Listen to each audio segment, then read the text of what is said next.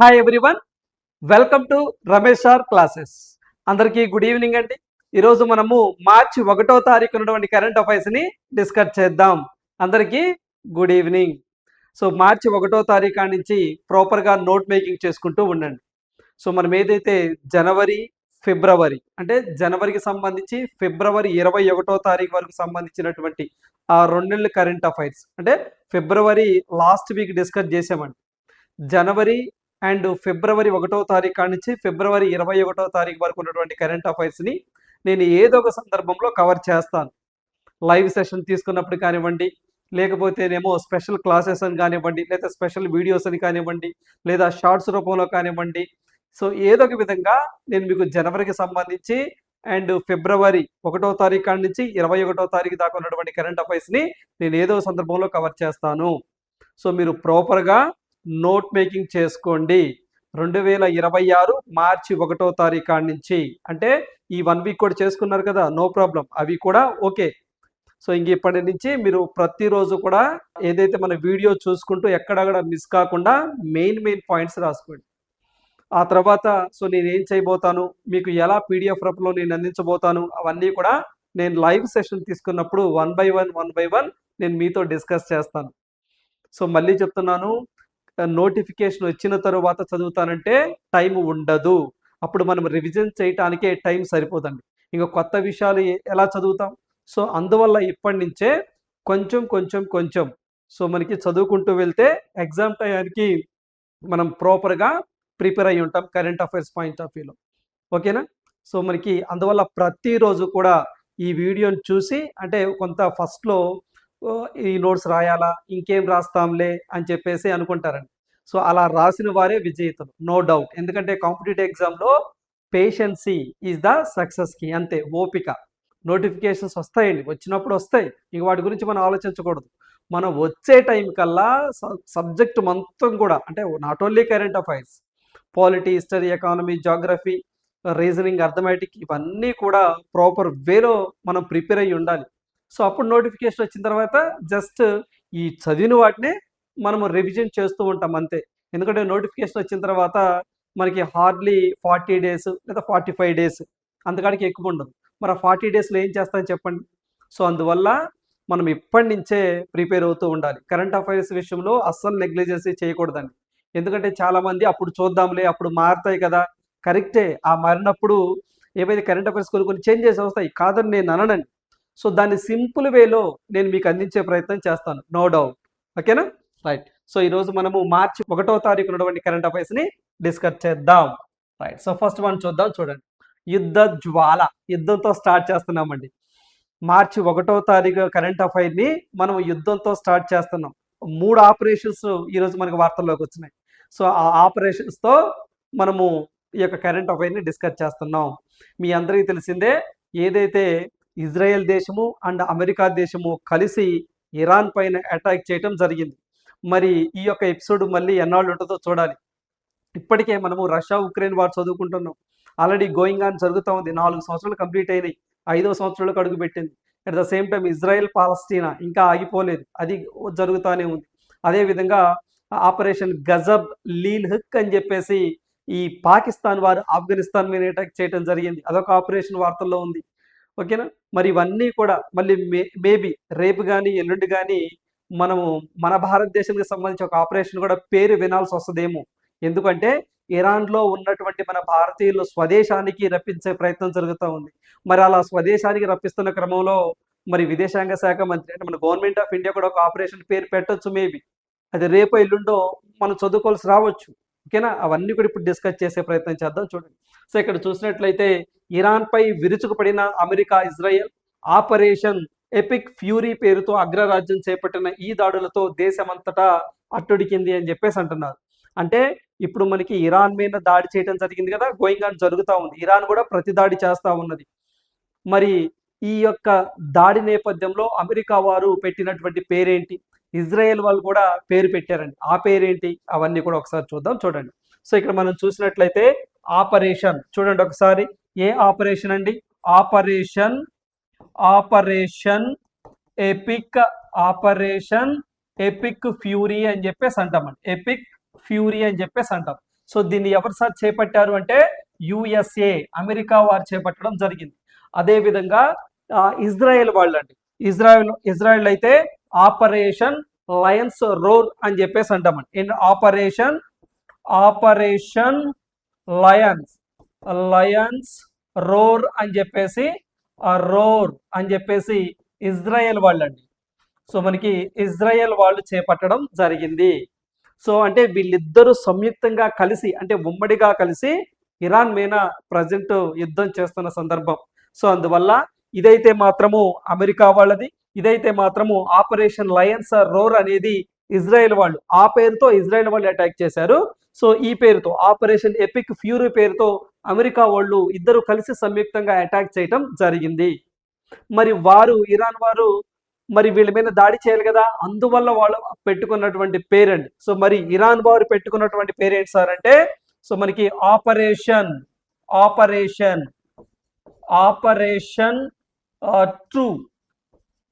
True promise అని చెప్పేసి అంటామండి. ట్రూ ప్రామిస్ 4 అని చెప్పేసి అంటాం. 4 అండి, ఇది 4 అంటే ఇప్పటికీ ఇరాన్ మీద 4 సార్లు అటాక్ చేశారండి ఇజ్రాయెల్ వాళ్ళు కానీ అమెరికా కానివ్వండి. 2024లో 2 సార్లు, 2025లో ఒకసారి, 2026లో, అంటే వాళ్ళు 4 సార్లు కూడా అగెనెస్ట్ గా వీళ్ళు ఫైట్ చేశారు ఈ యొక్క ఆపరేషన్ ట్రూ ప్రామిస్ అనే పేరుతో. అందువల్ల ఆపరేషన్ ట్రూ ప్రామిస్ 4 అని చెప్పేసి, ఇది ఎవరు అటాక్ చేయండి, ఇరాన్ అని చెప్పేసి అంటామండి. ఇరాన్ అని చెప్పేసి అంటాం. చూడండి ఎవరి మీద చేశారన్నది కూడా ఇంపార్టెంట్. ఓకేనా, రైట్. సో మరికొంత సమాచారం మనం చూసినట్లయితే, ఇవి ఏదైతే ఆపరేషన్ ఎపిక్ ఫ్యూరీ కానివ్వండి, ఆపరేషన్ లయన్స్ రోర్ కానివ్వండి, ఎప్పుడు ఈ ఆపరేషన్ చేపట్టారు సార్ అంటే ఫిబ్రవరి 28 అండి. ఎప్పుడండి? ఫిబ్రవరి 28వ తారీఖున అటాక్ చేయటం జరిగింది. డేట్ కూడా గుర్తుంచుకోండి, ఫిబ్రవరి 28, 2026. మరి గతంలో మీకు 4 సార్లు చేశారండి, అంటే గతంలో 3 సార్లు చేశారు, ఇప్పుడు 4వది. మరి గతంలో చూసినట్లయితే మనకి 2024 ఏప్రిల్లో, 2024 ఏప్రిల్లో ఒకసారి, అదేవిధంగా సో 2024 అక్టోబర్లో ఒకసారి, 2025 జూన్లో ఒకసారి చేపట్టడం జరిగింది. ఇప్పుడు 2026 ఫిబ్రవరిలో చేపట్టడం జరిగింది, ఖచ్చితంగా ఫిబ్రవరి 28. సో ఇది డేట్ గుర్తుంచుకోండి, ఇవి జస్ట్ ఇయర్స్ మంత్స్ గుర్తుంచుకోండి, డేట్ అవసరం లేదు. మరి దీనికి సంబంధించే మనము operation epic fury, operation lion's roar అని చెప్పేసి అన్నాం. ఇక్కడ చూడండి, ఏదైతే 2025 జూన్లో చేపట్టింది ఆపరేషన్ మిడ్ నైట్ హ్యామర్ అని చెప్పేసి అమెరికా వారు చేపట్టడం జరిగింది. మనం గతంలో కూడా డిస్కస్ చేశాం. సో దీనికి సంబంధించి ఆపరేషన్ మిడ్ నైట్ హ్యామర్ అని చెప్పేసి అంటామండి. ఆపరేషన్ మనకి మిడ్ నైట్ హ్యామర్ అని చెప్పేసి అంటాం. సో దీనిని లాస్ట్ ఇయర్ అంటే 2025 జూన్లో చేపట్టారండి. సో అప్పుడు ఇరాన్ ప్రెసిడెంట్ ఒక ఆయన చనిపోయారు, ఇప్పుడు ఆయన పేరు అవసరం లేదు. ఇప్పుడు మరి ఈ ఆపరేషన్లో ఇరాన్కి సంబంధించినటువంటి ఏవైతే మనకి ఒక పర్సన్ చనిపోవడం జరిగిందండి. ఇరాన్కి సంబంధించి ఒక సుప్రీం లీడర్ అని చెప్పేసి అంటాము, వారు చనిపోవడం జరిగింది. సో వారిని ఒకసారి మీకు ఇక్కడ చూపిస్తాను చూడండి. సో వారిని ఒకసారి ఇక్కడ మీకు చూపిస్తాను, నేను ఇతనేనండి, supreme leader Ayatollah Ali Khamenei అని చెప్పేసి వీరు చనిపోవడం జరిగింది. గతంలో కూడా ట్రంప్ గారు హెచ్చరించారండి, ఖమేనీ గారు మీకు రోజులు దగ్గర పడ్డాయి, ఖచ్చితంగా మా చేతిలో మీరు హతమవుతారు అని చెప్పేసి టార్గెట్ పెట్టారు. అంతే సంగతులు. ఓకేనా. నికోలస్ మదురో, ఆయన ఎవరు, మనకి వెనిజువేలా ప్రెసిడెంట్, అడ్రస్ లేడు, మరి ఆయన ఏ జైల్లో పెట్టారో ఏంటో. ఓకేనా, నాతో పెట్టుకుంటే అంతే సంగతులు మెటాష్ అని చెప్పేసి డొనాల్డ్ ట్రంప్ గారు అంటున్నారు. మరి చూద్దాం ఏం జరుగుతుందో. ఓకేనా. మరి ఎవరైతే ఈయన పేరు గుర్తుంచుకోండి, ఏదైతే మనకి ఈ యొక్క ఆపరేషన్ లయన్స్ రోర్ కానివ్వండి, ఈ యొక్క ఆపరేషన్ ఫ్యూరీ కానివ్వండి, వీటిల్లో సో ఒక ఇరాన్కి సంబంధించిన సుప్రీం లీడర్ చనిపోయారు కదా, ఆ క్రింద వ్యక్తిని గుర్తించండి అని ఒక 4 ఆప్షన్స్ ఇస్తారు. అప్పుడు ఈయన పేరు ఆయతుల్లా అలీ ఖమేనీ అని చెప్పేసి ఇక్కడ మీరు ఎగ్జామ్ పాయింట్ ఆఫ్ వ్యూలో గుర్తుంచుకోవాలి. అదేవిధంగా మనకి ఇరాన్కి ప్రెసిడెంట్గా ప్రజెంట్ ప్రజిస్కీ అనే ఒక వ్యక్తి ఉండడం జరిగిందండి. సో ప్రస్తుతం ఇరాన్కి ప్రెసిడెంట్గా మసౌద్ పెజిష్కిన్ అని చెప్పేసి అంటామండి. పెజిష్కియన్ అని చెప్పేసి ఈయన ప్రస్తుతం ఇరాన్కి ప్రెసిడెంట్గా ఉండడం జరిగింది. ఈయన వేరు. ఈయన వేరు. ఓకేనా, ఈయన సుప్రీం లీడర్. ఓకేనండి. సో ఇతను ప్రెసిడెంట్ అని చెప్పేసి అంటాం. వీరు చనిపోవడం జరిగింది. అఫీషియల్ గా ఇరాన్ గవర్నమెంట్ కూడా అనౌన్స్మెంట్ చేయడం జరిగింది. రైట్. సో మరి అమెరికా వాళ్ళు ఎందుకు చేస్తున్నాము అటాక్స్ అని చెప్పేసి అన్నారు, జస్ట్ తెలుసుకోండి. ఇది ఎగ్జామ్ లో అడగరు, జస్ట్ మీకు తెలియటం కోసం నేను చెప్తున్నాను. అంటే డొనాల్డ్ ట్రంప్ గారు తన సోషల్ మీడియా ట్రూత్ లో ఏం చెప్పారు అంటే, సో మనకి అసలు మేము ఎందుకు అటాక్ చేయాల్సి వచ్చిందో చెప్పారండి. అంటే ఇరాన్ మీద ఎప్పటి నుంచో ఈ అమెరికా వాళ్ళు మేము అటాక్ చేస్తాం జాగ్రత్త, మాతో అణు ఒప్పందాన్ని చేసుకోండి అని చెప్పేసి అన్నారు. అంటే అమెరికా వాదన ఏంటంటే, సో ఈ యొక్క అణు బాంబులను ఈ యొక్క ఇరాన్ చేపడుతుంది, న్యూక్లియర్ వెపన్స్ ని చేపడుతుంది ఇల్లీగల్ గా అని చెప్పేసి వాదిస్తా ఉన్నది. సరే ఇక్కడ చూస్తే ఆపరేషన్ ఎపిక్ ఫ్యూరీలో 4 సైనిక లక్ష్యాలను వివరించింది. ఒకటి, ఇరాన్ అణ్వాయుధాన్ని పొందకుండా నిరోధించడం. చెప్పాను కదా ఇందాక మీకు, ఇరాన్ వారు ఈ యొక్క న్యూక్లియర్ వెపన్స్ ను తయారు చేస్తున్నారని, ఈ యొక్క అణ్వాయుధాలను మీరు చేయకూడదు అని చెప్పేసి అమెరికా ఎప్పటి నుంచో చెప్తా ఉంది. సో దాని క్షిపణి ఆయుధశాల మరియు ఉత్పత్తి ప్రదేశాలను నాశనం చేయడం, దాని ప్రాక్సీ నెట్వర్క్లను దిగజార్చడం, దాని ఏదైతే ఇరాన్కి సంబంధించింది నావికా దళాన్ని నిర్మూలించడం, లోపల నుంచి పాలన మార్పు యొక్క కావలసిన రాజకీయ ఫలితాలతో పాటు ఏదైతే మనకి సొంతగా మీరే ఈ యొక్క మత ఛాందస్వాదంలో కాకుండా నచ్చినటువంటి వ్యక్తిని ఎన్నుకోండి, మీకు ఇప్పుడే ప్రజాస్వామ్యం రాబోతుంది అని చెప్పేసి అమెరికా ప్రెసిడెంట్ డొనాల్డ్ ట్రంప్ గారు చెప్పడం జరిగింది. అంటే ఓవరాల్గా సో ఏదైతే ఇరాన్లో అక్కడ మనకి అణ్వాయుధాలు సంబంధించినటువంటి ప్రయోగాలు జరుగుతున్నాయని, సో అది దేశవాళికి ముప్పుగా మారిందని, ప్రపంచానికి కూడా ఎప్పుడో ముప్పుగా వాటిల్లుతుందని, సో అక్కడ నిరంకుశ పాలన సాగుతుందని చెప్పేసి అమెరికా భావిస్తా ఉంది. సో అందువల్ల ఇదొకటే కదండి, ఇంకా చాలా రాజకీయ కారణాలు ఉన్నాయి. సోనా మనకి ఎగ్జామ్ పాయింట్ ఆఫ్ వ్యూలో కావాల్సింది ఈ పాయింట్స్ మీరు గుర్తుంచుకోండి, సరిపోతుంది. ఏంటి ఒకసారి చూడండి. ఏదైతే మనకి ఆపరేషన్ ఎపిక్ ఫ్యూరీ అమెరికా వారు చేపట్టారు, ఆపరేషన్ లయన్స్ రోర్ అని చెప్పేసి ఇజ్రాయెల్ వాళ్ళు ఉమ్మడిగా కలిసి చేపట్టారు. అంటే ఏ దేశానికి పేరు ఆ దేశమే గుర్తుంచుకోండి. సో మరి వీళ్ళు అగెనెస్ట్ గా, సో అంటే వీళ్ళు కూడా ప్రత్యర్థులను దాడి చేయడం కోసం ఇరాన్ వారు పెట్టినటువంటి ఇరాన్ రెవల్యూషనరీ గార్డ్ వారు పెట్టినటువంటి పేరు ఆపరేషన్ ట్రూ ప్రామిస్ 4 అంటే దాని మీనింగ్ చెప్పాను. 2024లో 2 సార్లు, 25లో ఒకసారి, ఇప్పుడు ఒకసారి వాళ్ళు అటాక్ చేశారు. అటాక్ చేసిన ప్రతిసారి కూడా వీళ్ళు ఆపరేషన్ ట్రూ ప్రామిస్ ద్వారా ఎదుర్కోవడం జరిగింది. వీళ్ళు కూడా తిరిగి సో మిజైల్స్ కానీ డ్రోన్స్ కానీ చేసి వాళ్ళ స్థావరాలను నష్టపరచడం జరిగింది. ఇప్పుడు అదే జరుగుతూ ఉంది. ఇప్పుడు మరి చిలికి గాలి వాన ఎక్కడికి వెళ్ళిద్దో చూడాలి. ఓకేనా. సో ఇప్పుడు 1, 2, 3 చెప్పాను. నిన్నో మొన్నో మీకు ఒకటి చెప్పానండి. ఏదైతే పాకిస్తాన్ వారండి. సో పాకిస్తాన్ వారు ఏదైతే మనకి ఆఫ్ఘనిస్తాన్కి సంబంధించి సో ఆపరేషన్ గజబ్ అని చెప్పేసి మీకు చెప్పాను. సో మీకు గుర్తుండే ఉంటుంది. ఏంటి సార్ అంటే ఆపరేషన్ గజబ్. సో మనకి గజబ్ ఆపరేషన్ గజబ్ లీల్ హక్ అని చెప్పేసి అన్నామండి. మరి ఈ ఆపరేషన్ ఎవరు చేపట్టారు, ఎవరిపై చేపట్టారు అంటే మీరు పాకిస్తాన్ వారు ఆఫ్ఘనిస్తాన్ మీద చేపట్టడం జరిగింది. ఇప్పటికి 4 ఆపరేషన్ పేర్లు చెప్పాం వెరీ రీసెంట్ గా. సో మేబీ మన భారతదేశం కూడా మరి అక్కడ ఉన్నటువంటి మన భారతీయులు ఇరాన్లో చిక్కున్నారు కదా, వాళ్ళని వెనక్కి రప్పించడంలో భాగంగా ఏదో ఒక ఆపరేషన్ పెట్టొచ్చేమో. ఒకవేళ పెడితే అది కూడా ఎగ్జామ్ పాయింట్ ఆఫ్ వ్యూలో చదువుకోవాలి. ఓకేనా. మన లాస్ట్ టైము డిఎస్సిలో కూడా ఈ ఆపరేషన్స్ మీద బిట్లు అడిగారండి. ఓకేనా. రైట్. ఇది ఓవరాల్ గా మనం ఇక్కడ గుర్తుంచుకోవాల్సింది. రైట్. సో నెక్స్ట్ వన్ చూద్దాం. చూడండి. సో ఎగ్జామ్లో ఎంతమంది చనిపోయారు, ఎన్ని డ్రోన్స్ పేలినాయి, ఎంత దూరం పేలింది, అలాంటివి చదవద్దండి దయచేసి. ఎవరికాడ ఎంత సైనిక బలం ఉంది, ఓకేనా, అవన్నీ న్యూస్ పేపర్లో చాలా రాస్తారు, అవన్నీ మనకు అవసరం లేదు. రైట్. నెక్స్ట్ వన్ చూద్దాం. నెక్స్ట్ వన్ చూస్తే దేశవ్యాప్తంగా మొదలైన హెచ్పివి వ్యాక్సినేషన్ ప్రోగ్రామ్ మనం గతంలో కూడా డిస్కస్ చేసాం. ఏదైతే దేశవ్యాప్తంగా ఏదైతే ఈ యొక్క హెచ్పివి వ్యాక్సినేషన్ ప్రోగ్రామ్ అని కండక్ట్ చేయబోతున్నారు, ఎవరైతే 14 సంవత్సరాలు వయసు ఉన్నటువంటి బాలికలకు ఈ వ్యాక్సిన్ ఇవ్వబోతున్నారు. ఎందుకంటే ఎక్కువగా సర్వికల్ క్యాన్సర్ అంటే మనకి గర్భాధారణ క్యాన్సర్ అని చెప్పేసి అంటామండి. సో ఆ యొక్క క్యాన్సర్ అనేది ఎక్కువగా ఇటీవల కాలంలో ప్రపంచవ్యాప్తంగా, నాట్ ఓన్లీ ఇండియా, ఎక్కువగా వస్తుందంట మహిళలకు. సో దాన్ని నిరోధించడంతో పాటుగా మరికొన్ని క్యాన్సర్లను కూడా ఈ వ్యాక్సిన్ ద్వారా మనం తగ్గించవచ్చు అని చెప్పేసి వరల్డ్ హెల్త్ ఆర్గనైజేషన్ వారు రికమెండ్ చేయడం ద్వారా దాదాపుగా 160 దేశాల్లో ఈ వ్యాక్సినేషన్ ప్రోగ్రామ్ని చేపట్టారు. సో దాంట్లో భాగంగానే నిన్న అంటే ఫిబ్రవరి 28, 2026న ఈ యొక్క హెచ్పివి వ్యాక్సినేషన్ ప్రోగ్రామ్ ని మన భారతదేశంలో కూడా చేపట్టారు. అయితే మనకి ఎగ్జామ్ పాయింట్ ఆఫ్ వ్యూలో ఈ యొక్క హెచ్పివి పూర్తి ఫుల్ ఫామ్ ఏంటి, ఈ వ్యాక్సినేషన్ ప్రోగ్రామ్ ని నరేంద్ర మోదీ గారు ఎక్కడి నుంచి ప్రారంభించారు, ఏ ఏజ్ గ్రూప్ ఉన్న వాళ్ళకి అని చెప్పేసి ఎగ్జామ్ లో అడుగుతారు. సో మరి వాటిని మనం ఇక్కడ చూసినట్లయితే అజ్మీర్ లో ప్రారంభించడం జరిగిందండి. అజ్మీర్ అనగానే రాజస్థాన్, హార్ట్ ఆఫ్ రాజస్థాన్ అని చెప్పేసి కూడా అంటాం అజ్మీర్ ని. సో చూడండి ఎక్కడ ప్రారంభించారంటే అజ్మీర్ లో ప్రారంభించారు నరేంద్ర మోదీ గారు. అజ్మీర్ అంటే ఏ రాష్ట్రం, రాజస్థాన్ అని చెప్పేసి అంటామండి. ఏ రాష్ట్రం అంటే రాజస్థాన్. సో మనకి అజ్మీర్ నిక్ నేమ్ ఏంటి సార్ అంటే హార్ట్ ఆఫ్ రాజస్థాన్ అని చెప్పేసి అంటామండి, లేదా హార్ట్ సిటీ ఆఫ్ రాజస్థాన్ అని చెప్పేసి అంటాం అజ్మీర్ ని. అక్కడ నుంచి ప్రారంభించారు.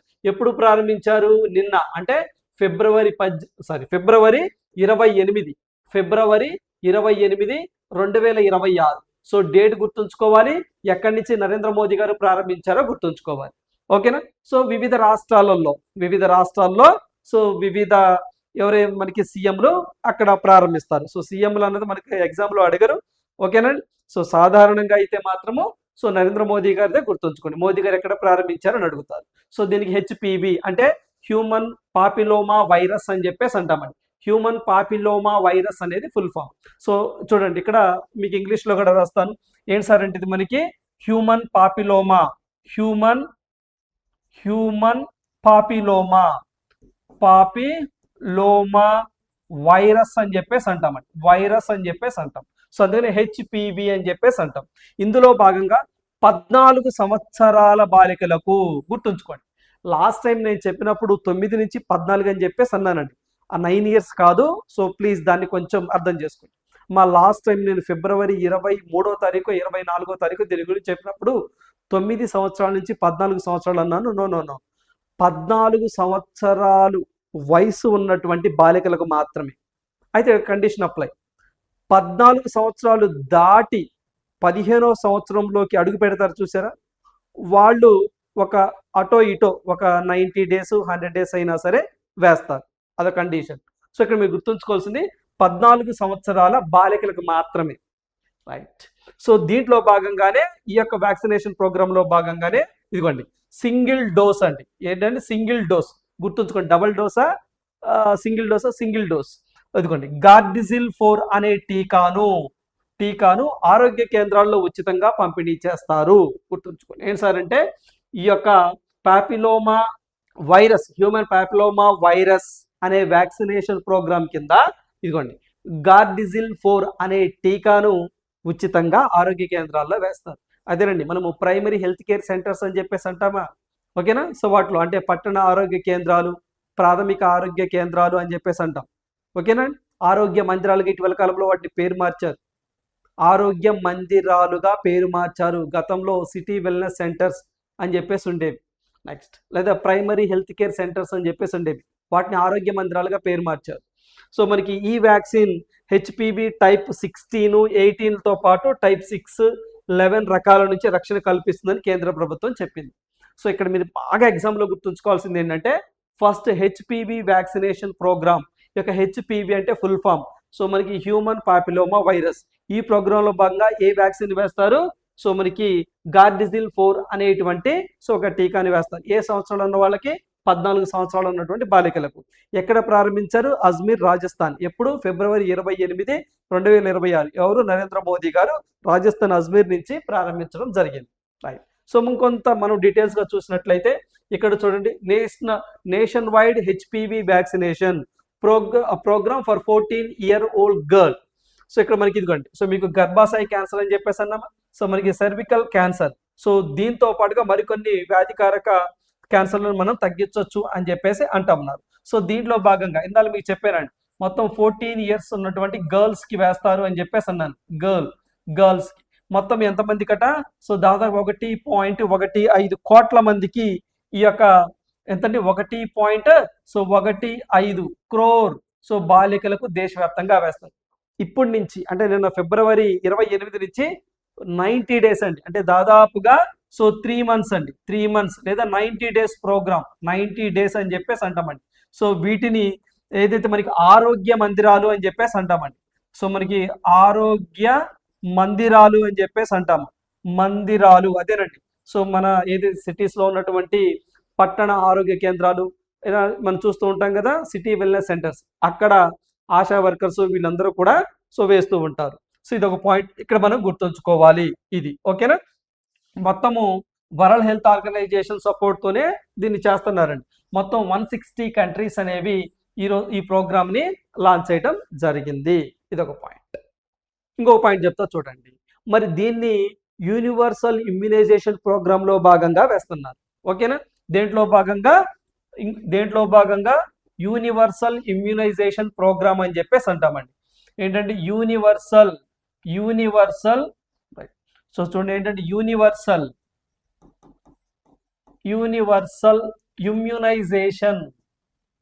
ఇమ్యునైజేషన్ ప్రోగ్రామ్ అని చెప్పేసి అంటాం.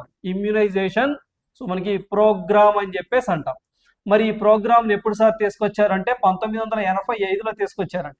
సో ఈ డేట్ అనేది బాగా గుర్తుంచుకోండి. గతంలో సో ఎక్స్పాండ్ ఇమ్యునైజేషన్ ప్రోగ్రామ్ అని చెప్పేసి అనేవారండి.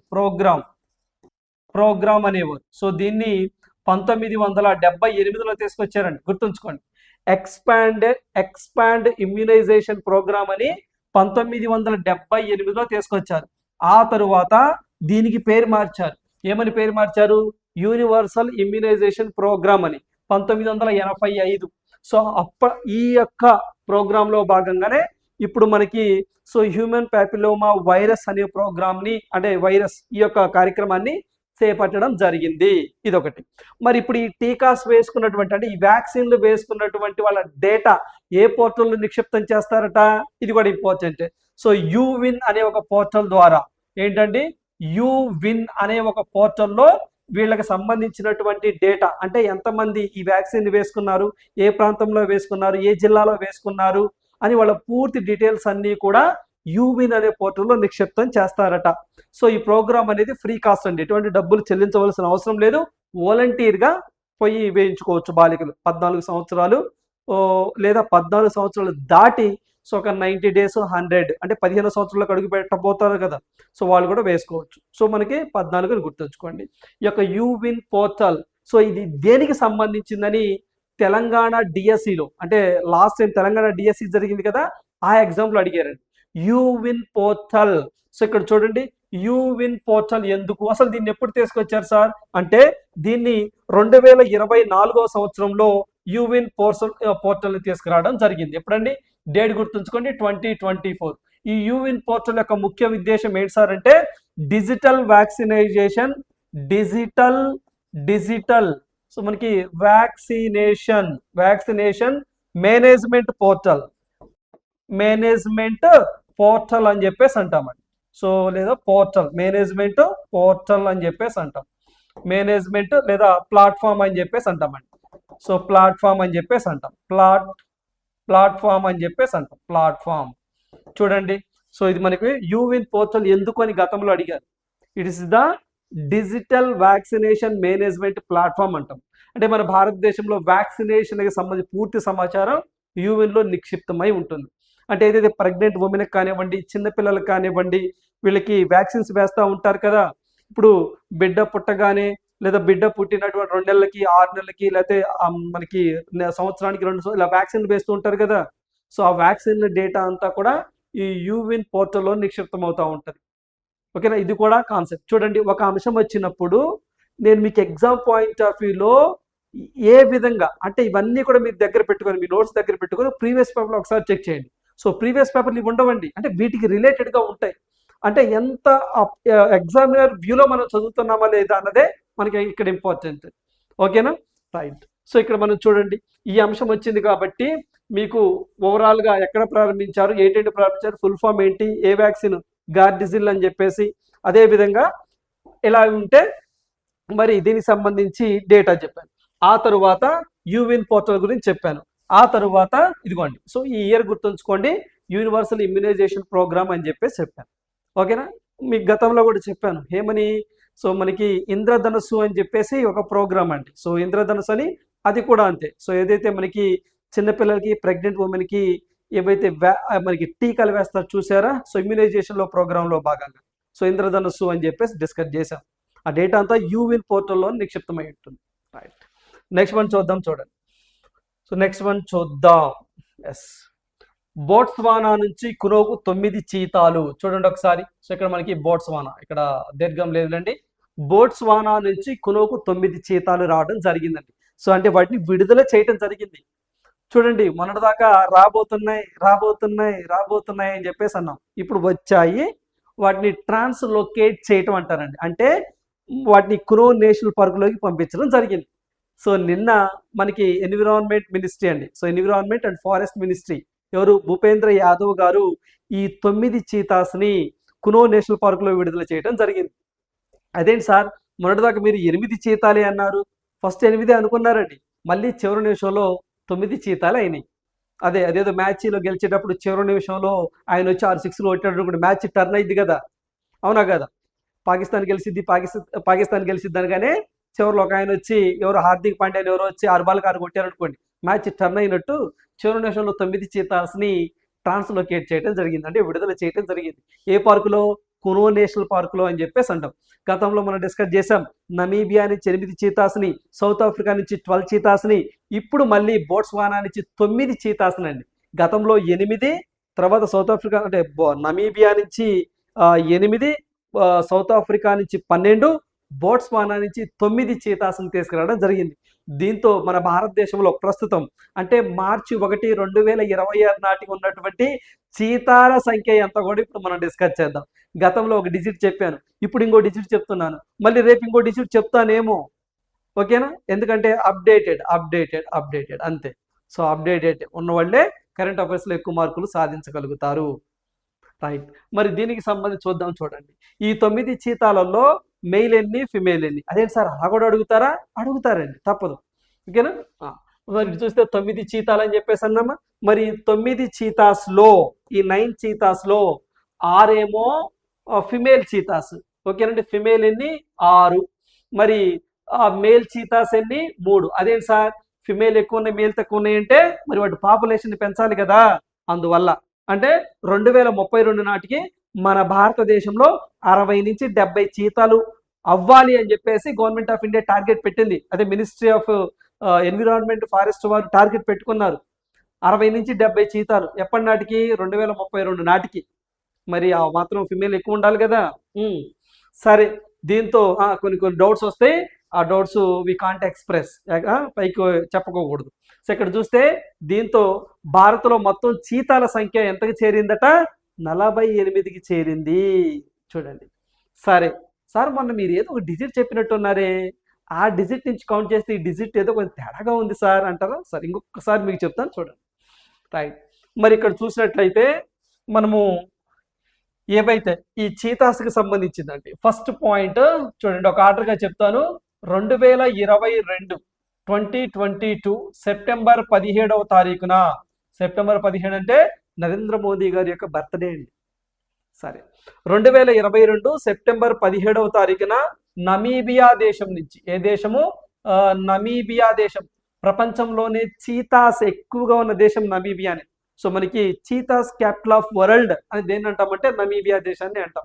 మరి నమీబియా దేశాన్ని నుంచి మొత్తము 8 చీతాస్ని తీసుకురావడం జరిగింది. ఓకే, బాగానే ఉంది.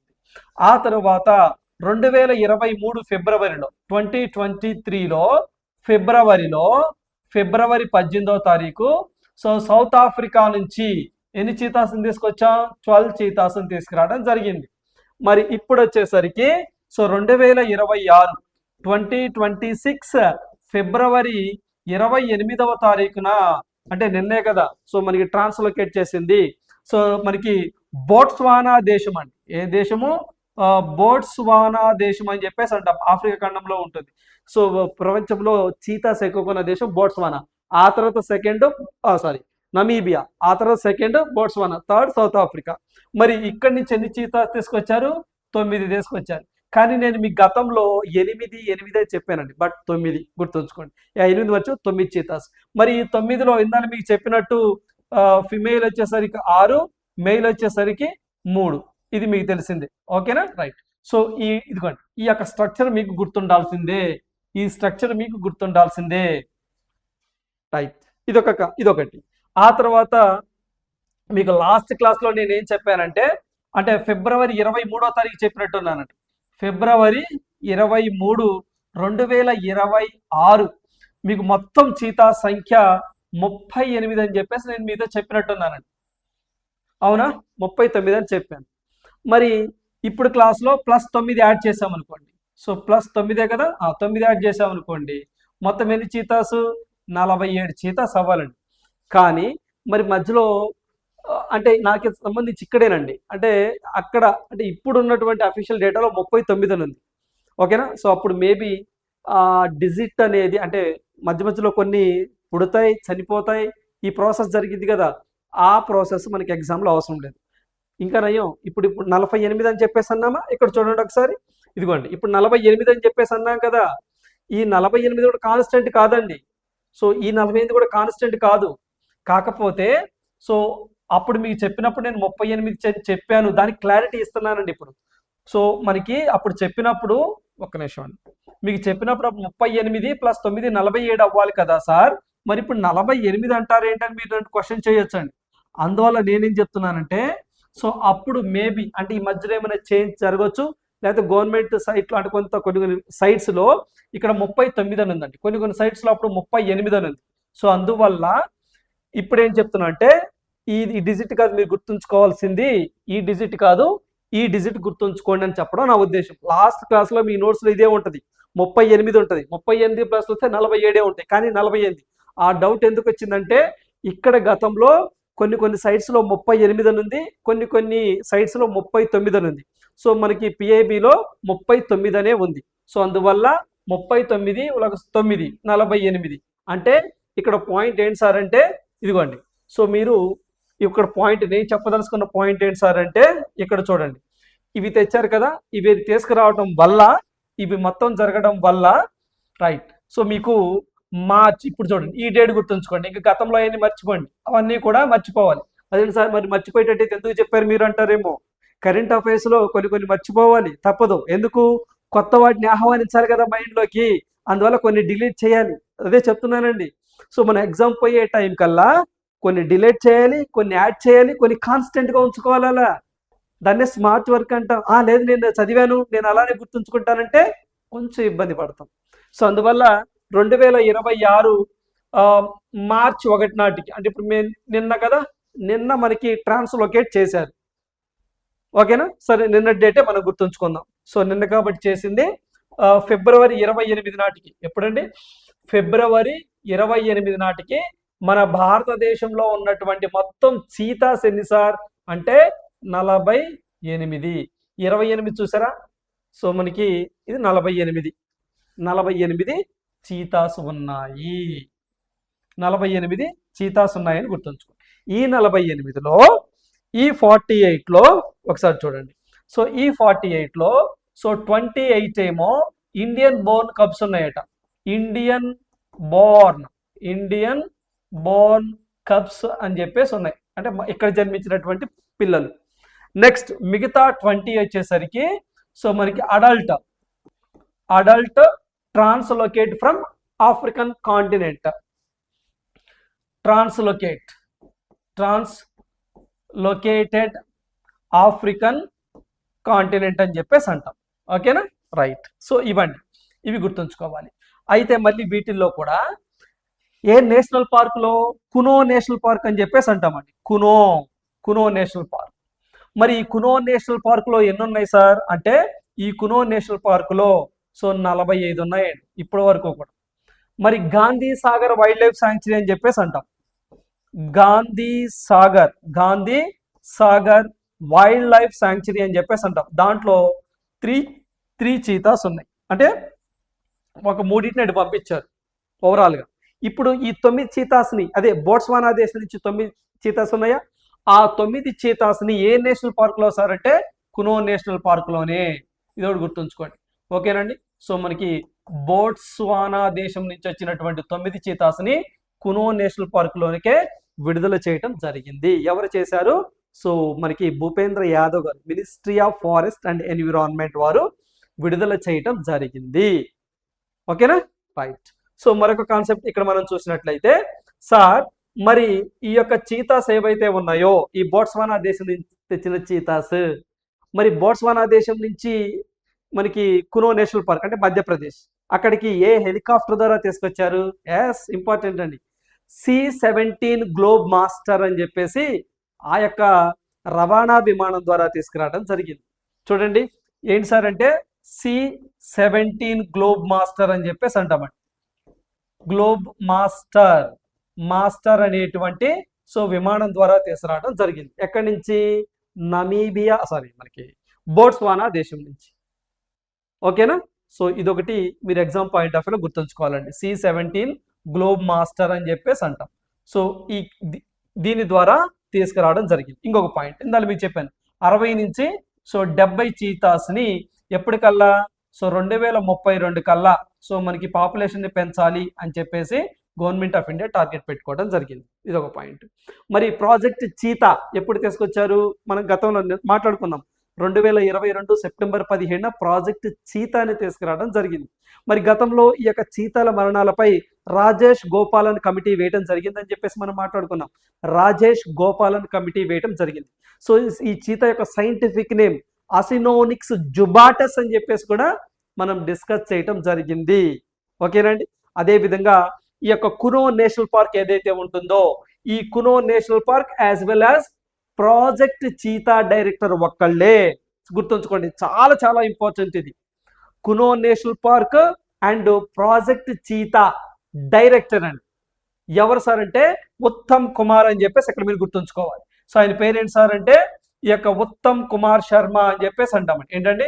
ఉత్తమ్, గతంలో కూడా చెప్పానండి, ఉత్తమ్ కుమార్ శర్మ అని చెప్పేసి అంటామండి.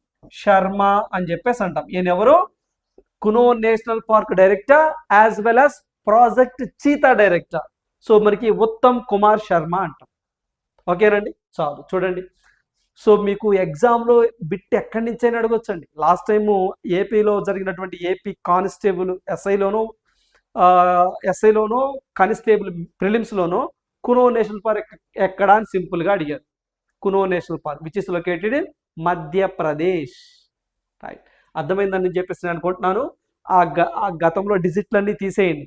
ఇప్పుడు మీరు 2026 ఫిబ్రవరి 28 నాటికి 48 చీతాస్ ఉన్నాయని గుర్తుంచుకోండి.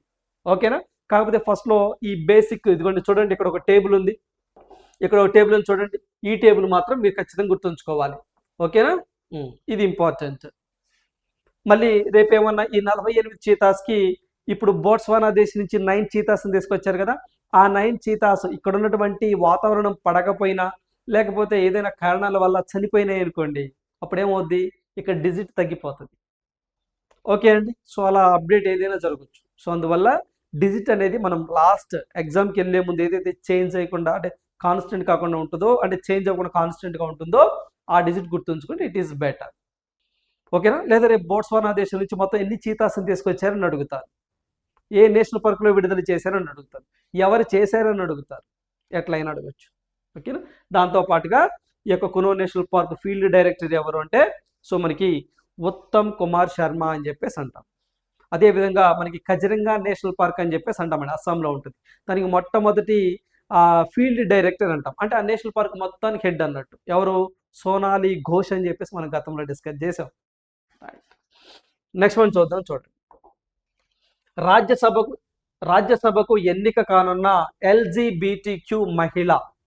చూడండి, అంటే ఒక LGBTQకి సంబంధించినటువంటి ఆ వర్గానికి సంబంధించినటువంటి ఒక ఆమె రాజ్యసభకు ఎంపీగా కాబోతుంది. ఇంకా అవ్వలేదండి.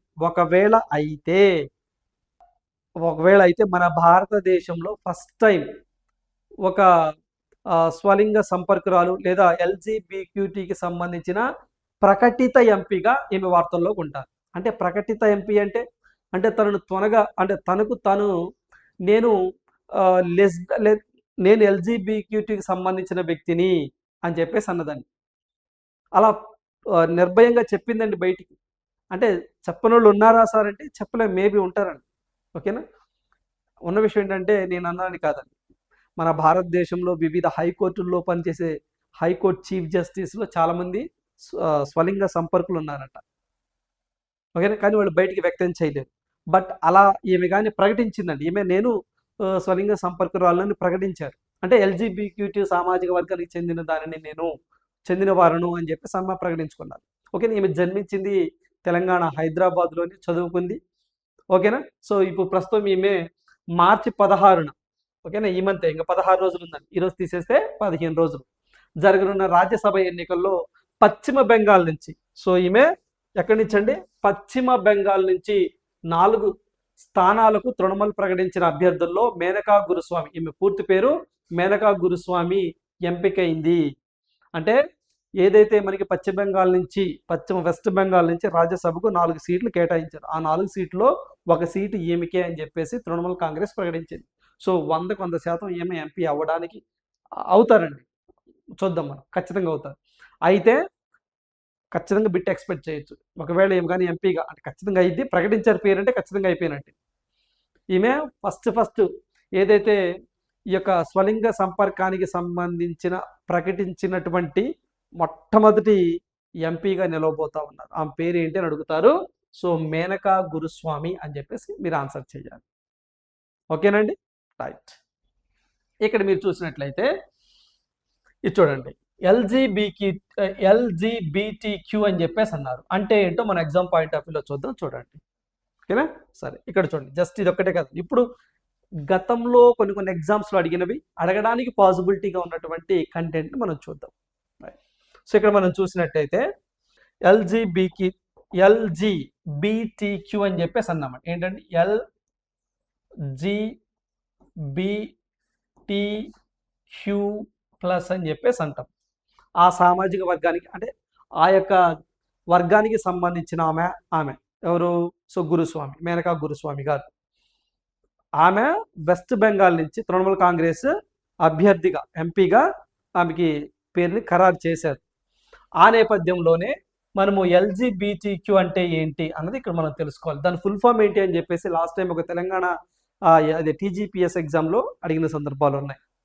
సో ఇక్కడ చూస్తే ఎల్ అంటే లెస్బియన్ అని చెప్పేసి అంటామండి. ఎల్ అంటే లెస్బియన్ అని చెప్పేసి అంటాం, లెస్బియన్ అని చెప్పేసి అంటాం. సో జి అంటే గే అని చెప్పేసి అంటామండి, గే. తర్వాత బి అంటే బైసెక్సువల్ అని చెప్పేసి అంటామండి, సెక్సువల్ అని చెప్పేసి అంటాం, బైసెక్సువల్. టీ అంటే ట్రాన్స్జెండర్ అని చెప్పేసి అంటామండి. సో మనకి ట్రాన్స్జెండర్ అని చెప్పేసి అంటాం, జెండర్. సో క్యూ అంటే క్వీర్ అని చెప్పేసి అంటామండి, క్యూ అంటే క్యూర్ అని చెప్పేసి క్వీర్ అని చెప్పేసి అంటాం, లేదా క్వెషనింగ్ అని చెప్పేసి కూడా అంటామండి, లేదా క్వెషనింగ్ అని చెప్పేసి అంటామండి, క్వెషనింగ్ అని చెప్పేసి అంటాం, క్వెషనింగ్ అని చెప్పేసి అంటాం. ఓకేనా, రైట్. సో ఇక్కడ మనం చూస్తే చూడండి, ఇంకొంచెం డెప్త్గా చెప్తే ఇది ఫుల్ ఫామ్ అండి, లెస్బియన్, గే, బైసెక్సువల్, ట్రాన్స్జెండర్, క్వీర్. సరే ఇంకొంచెం మనం వ్యవహారికంగా మాట్లాడుకుంటే మళ్ళీ దీంట్లో టైప్స్ అనేవి ఇక్కడ చూస్తే లెస్బియన్ అన్నాం అనుకోండి, సో విమెన్ టు విమెన్ ఇష్టపడతారు. ఓకేనా, ఇద్దరు విమెన్స్ సెక్స్కి ఇష్టపడతారు అన్నట్టు. ఓకేనా, మరి నేను తప్పేం మాట్లాడలేదు, ఉన్న విషయాన్ని చెప్తున్నాను, బీ పాజిటివ్. సో ఓకేనా, సో మనకి విమెన్ టు ఉమెన్ అండి. ఓకేనా, ఉమెన్ టు ఉమెన్. ఓకేనా, సెక్స్ విషయంలో ఇద్దరు మహిళలు పార్టిసిపేట్ చేస్తారు, అంటే మహిళనే ఇష్టపడతారు. మామూలుగా అయితే మెన్ ఉమెన్ కదా, ప్రకృతి ధర్మ సృష్టి రహస్యం లేదా సృష్టికి ఏంటంటే మెయిల్ ఫిమేల్, కానీ ఇక్కడ ఇద్దరు విమెన్స్ ఇష్టపడతారు. నెక్స్ట్ విమెన్ లేదా ఫిమేల్. ఇక్కడ గే అంటే ఏంటి, మెన్ అండి. ఓకేనా, సరే ఇక్కడ విమెన్, ఇక్కడ మెన్ అండి. అంటే మెన్ టు మెన్ సెక్స్ ఇష్టపడతారు వీళ్ళు, పురుషులు టు పురుషులు, పురుష్ టు పురుష్. ఓకేనా, నెక్స్ట్ బైసెక్సువల్ అని చెప్పేసి అంటామండి. మరి బైసెక్సువల్ అంటే ఏంటి సార్ అంటే, సో మనకి మెన్ అవ్వచ్చు, ఉమెన్ ఎవరైనా పర్లేదు. ఓకేనా, అయితే మెన్ను, ఓకేనా ఆ టైంకి, లేదంటే ఉమెన్, ఎవరితో అయినా వీరు సెక్స్ చేయడానికి ఇష్టపడతారు, ఎవరైనా పర్లేదు. నెక్స్ట్ ట్రాన్స్జెండర్ అంటారండి. మరి వీళ్ళేంటి సార్ అంటే, అప్పుడప్పుడు మీరు ట్రైన్స్లో చూస్తూ ఉంటారు, అంటే బై బర్త్ ఒక థింగ్స్తో పుడతారు వాళ్ళు, అంటే కొన్ని ఆర్గాన్స్తో, వాళ్ళ తర్వాత వాటిని చేంజ్ చేసుకుంటారు. ఓకేనా, వాళ్ళని ట్రాన్స్జెండర్స్ అని చెప్పేసి అంటారు. ఓకేనండి, సో ఇక్కడ మీరు చూసినట్లయితే, సో ఇక్కడ మనకి డిఫరెంట్, ఓకేనా, from the sex at birth, అంటే బర్త్ డిఫరెంట్ ఎట్ బర్త్ అని చెప్పేసి గుర్తుంచుకోండి, బర్త్. ఓకేనా? అంటే జన్మించినప్పుడు వాళ్ళ యొక్క ఆర్గాన్స్ అయితే మేల్ ఉంటాయి లేదా ఫిమేల్ ఉంటాయి, వాళ్ళ తర్వాత వాళ్ళు చేంజ్ చేసుకుంటారు, ట్రాన్స్జెండర్స్, తెలుసు కదా. నెక్స్ట్ నెక్స్ట్ చూసినట్లయితే క్వీర్ అని చెప్పేసి అంటారండి, క్వశ్చనింగ్. అంటే చూడండి, ఈ ట్రాన్స్జెండర్ ఏంటి చెప్పాం కదా. సో మెయిన్ ఫిమేల్గా మారుతారు, ఫిమేల్ మేల్గా మారుతారు. సో వాడు ఇక అంతే, కొంచెం వీళ్ళతో కంపేర్ చేస్తే సివియారిటీ ఎక్కువగా ఉంటుంది. క్వీర్ని చూసారా, వాళ్ళు అసలు కొన్ని సందర్భాల్లో ఏమో వాళ్ళకే వాళ్ళండి, కొన్ని సందర్భాల్లో లేడీస్గా ఫీల్ అవుతారు, కొన్ని సందర్భాల్లో జెంట్స్గా ఫీల్ అవుతారు. అంటే అసలు వాళ్ళు ఆడ మగ అనే కన్ఫ్యూజన్లో ఉంటారు వాళ్ళు. ఒక్కోసారి థింగ్స్ ఉండాల్సిన చోట ఉండవు. ఓకేనా? భక్త మహాశైలకు మనవి, ఓకేనా, కొంచెం పాజిటివ్గా అర్థం చేసుకోండి. ఇట్స్ నేను చెప్పేది ఫ్యాక్చువల్ డేటానే, ఓకే, కాదు కొంచెం వ్యవహారికంగా మీకు అర్థం అవడం కోసం చెప్తున్నాను. సో అందువల్ల ఈ క్వీర్ అంటే ఏంటి సార్ అంటే, ఎందుకంటే క్వశ్చనింగ్ అని చెప్పేసి అన్నానండి, క్వశ్చన్ మార్క్ అన్నట్టు. అంటే వాళ్ళు కాసేపు ఏమో మెయిల్గా ఫీల్ అవుతారు, కాసేపు ఏమో ఫిమేల్గా ఫీల్ అవుతారు, కాసేపు ఏమో మెయిల్ అండ్ ఫిమేల్ లక్షణాల్లో బయటపడతారు. అసలు మేము ఏ జెండర్కి సంబంధించిన వాళ్ళమో వాళ్ళకే క్లారిటీ ఉండదు. ఇదండి విషయం క్వీర్ అంటే. ఓకేనా? అంటే ఇంకా నయం, ఇంకా అడ్వాన్స్డ్ వచ్చింది ఇంకో జాతి, ఇంకా అదే అప్పుడు. ఓకేనా? ఈ పాయింట్ గుర్తుంచుకోండి అండి. ఏది ఇప్పుడు ఏఐ వచ్చినట్టు, ఆర్టిఫిషియల్ ఇంటెలిజెన్స్ వచ్చినట్టు టెక్నాలజీలోకి ఇంకా దీంట్లోకి ఇంకా వచ్చింది. 5 నిమిషాలకి ఫిమేల్గా, 5 నిమిషాలకి మేల్గా, 5 నిమిషాలకి బోత్గా, అన్ని లక్షలు కలిపిన వాళ్ళు కూడా ఉన్నారు. ఓకేనా? సో ఇట్ ఈస్ బెటర్ ఈ వేరియేషన్ కూడా మీరు ఖచ్చితంగా తెలుసుకొని ఉండాలండి. ఇదంటే ఎల్జీబీటీకి సంబంధించి. ఓకేనా? వీళ్ళకి ఒక జెండా కూడా ఉందండి, వీళ్ళకి రంగులు కూడా ఉంటాయండి, కలర్స్, ఫ్లాగ్ కూడా ఉంటుంది. మొత్తం ఎన్ని రంగులు ఉంటాయి? 6 రంగులు ఉంటాయి, గుర్తుంచుకోవాలి. సార్ ఎగ్జాంపుల్ అడుగుతా, యాస్ మళ్ళీ చెప్తున్నాను, అడిగిన సందర్భాలు ఉన్నాయి సివిల్ సర్వీస్ ఎగ్జామ్స్లో, అలాంటి వాటిల్లో. మొత్తం ప్రైమరీగా 8 రంగులు ఉండేవండి, వాటిని 6 రంగులకు కుదించారు. మరి ఆ కలర్స్ ఏంటి ఒకసారి చూద్దాం, చూడండి. రైట్. సో ఇక్కడ చూసినట్లయితే ఆ కలర్స్ మనం ఒకసారి చూసినట్లయితే ఎల్జీబీటీకి సంబంధించిన ఒక ఫ్లాగ్ ఉంటుందండి, ఎల్జీబీటీక్యూకి సంబంధించిన. ప్లస్ అంటే ఇక అంతేనండి, ఇక ప్లస్ అంటే ఇక దాంట్లో చాలా గ్రేడ్స్ అన్నట్టు. ఏం చేద్దాం, వాళ్ళ తప్పేం లేదండి. బై బర్తే కొంతమంది అంటే హార్మోన్ ఇంబ్యాలెన్స్ కానివ్వండి, ఇలా జరుగుతూ ఉంటాయి. వాళ్ళది ఏముంది చెప్పండి. మన ఎవరు ఆయన ఉన్నారు కదా, రాబ్ అని చెప్పేసి మనం మాట్లాడుకున్నట్టున్నామా, నెదర్లాండ్ పిఎం, యంగెస్ట్ పిఎం, ఆయన అదే కదా. అక్కడ దాకా ఎందుకంటే యాపిల్ సిఇఓ టీమ్ కుక్ ఉన్నారు కదా, అదే కదా. మన భారతదేశంలో హైకోర్టుల్లో కొంతమంది, ఇప్పుడు సుప్రీంకోర్టులో ఉన్న వాళ్ళు చాలామంది ఉన్నారట, కానీ బట్ పై చెప్పుకోవట్లేదు సోషల్ స్టేటస్ ప్రకారం.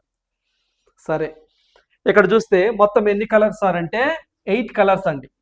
స్టార్టింగ్లో బేస్లో అంటే మనకి ఇది స్టార్టింగ్లో 8 కలర్స్ ఉండేవి, 8 కలర్స్. సో ఇప్పుడు వచ్చేసరికి 6 కలర్స్ ఉన్నాయి. ఆ 6 ఏంటో తెలుసుకుందాం, చూడండి. సో మనకి 1979 నుంచి సో మనకి కలర్స్ మారినాయండి. ఓకేనా? సో మనకి ఒక కలర్ వచ్చేసరికి రెడ్ అని చెప్పేసి అంటాం. ఈ రెడ్ దేనికి సార్ అంటే లైఫ్ అని చెప్పేసి అంటామండి. లైఫ్ అంటే వాళ్ళు అలా పెట్టుకున్నారండి. నెక్స్ట్ తర్వాత ఆరెంజ్ అని చెప్పేసి అంటాం. ఆరెంజ్ దేనికి సంబంధించి సార్ అంటే హీలింగ్ నయం చేయటం, అలా క్యూర్ అని చెప్పేసి అలా. నెక్స్ట్ వచ్చేసరికి ఎల్లో అని చెప్పేసి అంటామండి. సన్లైట్ అని చెప్పేసి అంటాం, సన్లైట్. నెక్స్ట్ గ్రీన్ అని చెప్పేసి అంటామండి. అంటే నేచర్ రిప్రజెంట్ చేస్తుంది అని చెప్పేసి అంటారు. నెక్స్ట్ 5వది బ్లూ అని చెప్పేసి అంటామండి. అంటే హార్మోనీ అని చెప్పేసి అంటామండి. నెక్స్ట్ వైలెట్ అని చెప్పేసి అంటామండి. 6వది వైలెట్ అంటే సో స్పిరిట్ అని చెప్పేసి అంటామండి. సో ఇవి 6 రంగులు గుర్తుంచుకోండి. ఓకేనా? నెక్స్ట్ ఇంకో కాన్సెప్ట్ చెబుతా, చూడండి. మరి ప్రపంచంలోనే ఈ యొక్క స్వలింగ సంపర్కులు అండి, అంటే ఇందాక మీకు చెప్పాను కదా, ఇదిగోండి ఈ జాతి, ఈ రేస్, 2 విమెన్ పెళ్లి చేసుకోవచ్చు. వాళ్ళు స్వలింగ సంపర్కులు అయితే 2 విమెన్ పెళ్లి చేసుకోవచ్చు, 2 మెన్ పెళ్లి చేసుకోవచ్చు. మెన్ అండ్ ఇది కామనే ఇటు. ఓకేనండి? సో మనకి ఇదంతా కూడా ఎవరైనా స్వలింగ సంపర్కులు ఎవరైనా చేసుకోవచ్చు అని చెప్పేసి ప్రపంచంలో సేమ్ సెక్స్ మ్యారేజెస్, ఇంగ్లీష్లో సేమ్ సెక్స్ మ్యారేజెస్ అంటాం, తెలుగులో స్వలింగ సంపర్కులకి పెళ్లి అంటే చట్టబద్ధత చేసిన మొట్టమొదటి దేశం ఏంటి ప్రపంచంలో అంటే దట్ ఈజ్ నెదర్లాండ్స్ అని చెప్పేసి మొన్న కూడా చెప్పాను. 2001వ సంవత్సరంలో నెదర్లాండ్స్ చేసింది. మరి ఆసియా ఖండంలో మొట్టమొదటి దేశం ఏంటి సేమ్ సెక్స్ మ్యారేజ్ చేసిన వాటికి? 2019లో తైవాన్ దేశం చేసింది. మరి సౌత్ ఏషియన్ కంట్రీ ఏంటి ఫస్ట్ సేమ్ సెక్స్ మ్యారేజెస్కి లీగలైజేషన్ చేసింది? నేపాల్ చేసిందని. నేపాల్ చేసింది 2024 ఆ టైంలో. మరి సౌత్ ఈస్ట్ నేషన్ ఏంటి? థాయిలాండ్ చేయటం జరిగింది. సో బోర్డు మీద రాయమంటారా? చూడండి ఒకసారి, చాలా చాలా ఇంపార్టెంట్. ఓకేనా?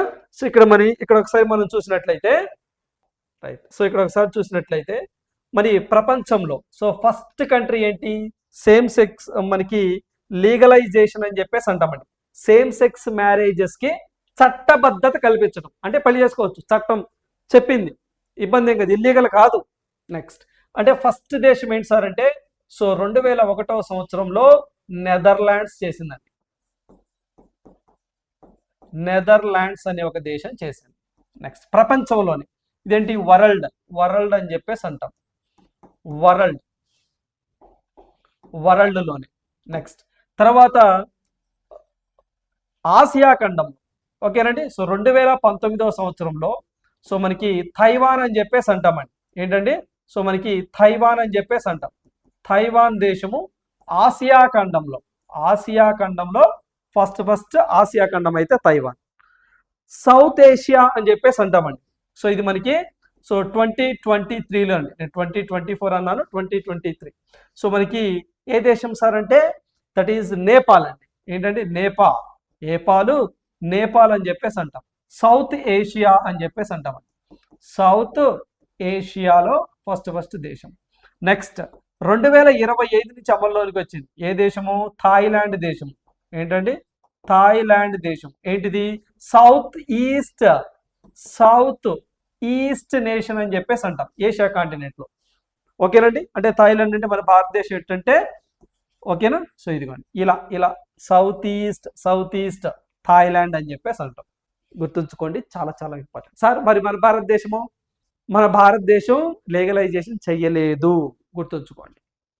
అంతకుముందు మనకి డివై చంద్రచూడ్ గారు ఉన్నప్పుడు కూడా ఈ అంశం తెరపైకి వచ్చిందండి. అప్పుడు పార్లమెంటుకి దీని మీద చట్టం చేసేటువంటి అధికారం పార్లమెంట్గా ఉంది తప్ప సుప్రీంకోర్టుకి లేదు అన్నది. పార్లమెంట్కి పంపిస్తే అంటే కేంద్ర ప్రభుత్వానికి పంపిస్తే కేంద్ర ప్రభుత్వం రాష్ట్రాల ఒపీనియన్ తీసుకుంటే రాష్ట్రాలు చాలా వాటికి నో అని చెప్పేసి అన్నాయి. ఎందుకంటే అవి ఇచ్చేయనుకోండి ఇంక అంతే సంగతులు. జంబలగడి పంబ తెలుసు కదా. మన హిందూ మ్యారేజ్ యాక్ట్, అదేవిధంగా క్రిస్టియానిటీ యాక్ట్, మరి తర్వాత వచ్చేసరికి ముస్లిం మ్యారేజ్ యాక్ట్. మరి చాలా మతాలు కులాలు ఓకేనా భిన్నత్వంలో ఏకత్వం ఉన్న దేశం మన భారతదేశం. మరి అసలు కొన్ని వ్యవస్థలు కుప్పకూలిపోతాయట అలా చేస్తే. సో అందువల్ల లీగలైజేషన్ లేదు మన భారతదేశంలో. రైట్. సో చూడండి, ఒక అంశం వచ్చింది కాబట్టి ఇక ఒకవేళ ఈమె కానీ రేపు ఎంపీ అయితే ఈమె పేరు అన్నది కరెంట్ అఫైర్. మేనకా గురుస్వామి. ఈమె జన్మించింది హైదరాబాదే, బట్ ఈమె వెస్ట్ బెంగాల్ నుంచి సో మనకి రాజ్యసభకు ఎంపీగా ఎన్నిక కాబోతున్నారు. ఇంకా అవ్వాల, ఆమె పేరు ప్రకటించారు, అయిపోతారు ఆమె, నో డౌట్, ఇంకా అవ్వలేదు. బట్ అయినప్పుడు మళ్ళీ మనం మార్చి 17వ తారీఖు డిస్కస్ చేద్దాం. ఈ పాయింట్లన్నీ కూడా గుర్తు చేస్తాను. నెదర్లాండ్ అని, తైవాన్ అని, నేపాల్ అని, ఓకేనండి, థాయిలాండ్ అని, ఇవన్నీ కూడా మళ్ళీ గుర్తు చేస్తాను. నెక్స్ట్ వన్ చూద్దాం. చూడండి నెక్స్ట్ వన్ చూడండి ఎంత కాన్సెప్ట్. చూడండి ఇదంతా కూడా మీకు ఎగ్జామ్లో గన్ షాట్ కాండి, స్క్రాప్ లేకుండా స్ప్రైట్గా చెప్తున్నాను, సుత్తి లేకుండా. ఓకేనా? రైట్. సో మీరు కూడా మీ నోట్బుక్లో మీకు అర్థమయ్యే విధంగా మీరు రాసుకోండి. పక్కన వాళ్ళకి అర్థం అవసరం లేదు, మీరు రాసుకున్నది మీకు అర్థమైతే సరిపోతుంది. ఎందుకంటే మీరు సొంతగా నోట్స్ రాసుకుంటారు కాబట్టి మీరు రాస్తున్నప్పుడు ఒకసారి వింటారు, ఒకసారి రాస్తారు. సో మీ సొంతగా రాశారు కాబట్టి లాంగ్ టర్మ్లో గుర్తుంటుంది, no doubt. Next, PM launches Micron ATMP plant in Gujarat. So చూడండి, మైక్రాన్ అని చెప్పేసి అమెరికా దేశానికి సంబంధించిన ఒక చిప్ మేకింగ్ కంపెనీ, వాళ్ళ సహకారంతో మనము గుజరాత్లో నిన్న ఒక ప్లాంట్ నరేంద్ర మోదీ గారు సో మనకి సనాద్ అనే ఒక ప్రాంతంలో ఒక చిప్ తయారు చేసేటువంటి ఒక మ్యానుఫ్యాక్చరింగ్ ప్లాంట్ని ప్రారంభించడం జరిగింది. సో ఇప్పుడు మనము యూజ్ చేస్తాం కదా చిప్స్ అంటే తినే చిప్స్ కాదండి, ఏదైతే మనకి మదర్ బోర్డ్స్ చిప్స్, ఓకేనా.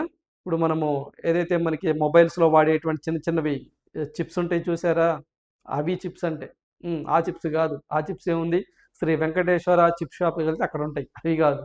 సో ఈ చిప్స్ వేరు.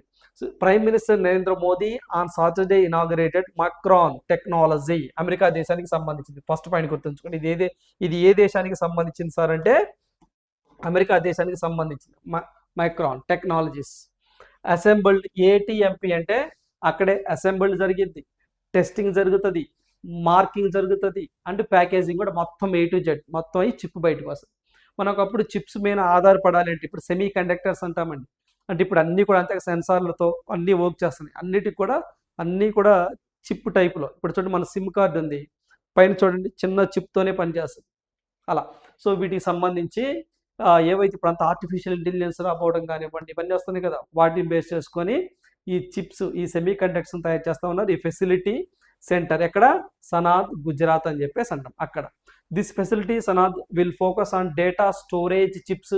చూడండి, డేటా స్టోరేజ్ చిప్స్ తయారు చేయటం, converting the advanced DRAM and NAND NAND wafers from microns the global manufacturing network into the finished memory and storage products అని చెప్పేసి అంటారు. ఓవరాల్గా ఏదైతే మనకి సెమీ చిప్ స్టోరేజ్ చిప్స్ ఉంటాయి చూసారో వాటిని తయారు చేసేటువంటి ఒక ప్లాంట్ మైక్రాన్ ATMP ప్లాంట్. ఏంటంటే ATMP అని ఫుల్ ఫామ్ చెప్పాం కదా, అసెంబ్లీ. సో మనకి assembly, test, marking and packaging. ఈ యొక్క ప్లాంట్ ఎక్కడ ప్రారంభించారు అంటే సనాద్ గుజరాత్ అని చెప్పేసి గుర్తుంచుకోండి. Straight question. ఓకేనా? అదేవిధంగా మొత్తం ఎంత అమౌంట్ వీళ్ళు ఇన్వెస్ట్ చేశారు సార్ అంటే సో దాదాపుగా 22,516 కోట్ల రూపాయలతో దీన్ని ఏర్పాటు చేయడం జరిగింది. అంతే, స్ట్రైట్ క్వశ్చన్ గుర్తుంచుకొని సరిపోతుంది. రైట్. సో నెక్స్ట్ మనం చూద్దాం. చూడండి, స్కై రూట్ నుంచి ధావన్ 3 క్రయోజెనిక్ ఇంజన్ అని చెప్పేసి అంటున్నారు. చూడండి, స్కై రూట్ ఏరోస్పేస్ అనగానే మీకు హైదరాబాద్ గుర్తు రావాలండి. స్పేస్ టెక్ కంపెనీస్ అంటారు వీటిని. ఓకేనా? సో అనంత టెక్నాలజీస్ అని, ధ్రువ్ స్పేస్ అని, ఇవన్నీ కూడా స్పేస్ టెక్నాలజీస్ కంపెనీస్ హైదరాబాద్ కేంద్రంగా ఉంటాయి. సో ఇటీవల కాలంలో మనకి ఎగ్జామ్లో మనకి చూడండి, ఇటేమో స్టార్టప్ కంపెనీస్ అడుగుతా ఉన్నారు, ఇవేమో అవి లొకేట్ అయినటువంటి ప్రాంతాలు అంటే వాటి యొక్క హెడ్ క్వార్టర్స్ ఏంటి అని అడుగుతా ఉన్నారు. మీకు స్కై రూట్ అనగానే మీకు ఏం గుర్తు రావాలి? మన భారతదేశంలో India's first private rocket Vikram S అని చెప్పేసి మనకి స్కై రూట్ వారేనండి ప్రారంభించారు. సో ఇప్పుడు అంటే 2022 ఆ టైంలో స్కై రూట్స్ అని చెప్పేసి అంటాం. సో ఆ ప్రాజెక్ట్ మొత్తానికి వీరు ప్రారంభ్ అని చెప్పేసి పేరు పెట్టారని చెప్పేసి కూడా మనం గతంలో డిస్కస్ చేసాం. సరే, ఆ పాయింట్లు ఇంకోసారి గుర్తు చేస్తాను. ఫస్ట్ ఇది చూద్దాం. చూడండి, పునర్వినియోగ సామర్థ్యము, పర్యావరణ అనుకూల సాంకేతికతలకు ప్రాధాన్యం ఇస్తూ ధావన్ 3 ఇంజన్ అని చెప్పేసి అంటామండి. ధావన్ అనగానే సతీష్ ధావన్ అనుకునేది. ఓకేనా? ధావన్ 3 ఇంజన్ అభివృద్ధి చేసినట్లు పేర్కొన్నారు. చూడండి, అంటే ఫ్యూచర్లో రాకెట్స్లో ఉపయోగించేటువంటి ఇంజన్స్ ఏవైతే ఉన్నాయో అవి రీయూజబుల్ అంటే మళ్ళీ పునర్వినియోగించుకోవచ్చు. పర్యావరణానికి ఇబ్బంది లేకుండా అంటే పర్యావరణానికి ఇబ్బంది కలగకుండా ఎకో ఫ్రెండ్లీగా ఉండేటువంటి ఇంజన్స్ని తయారు చేయాలి అని చెప్పేసి ఈ యొక్క స్కై రూట్ వాళ్ళు భావించారు.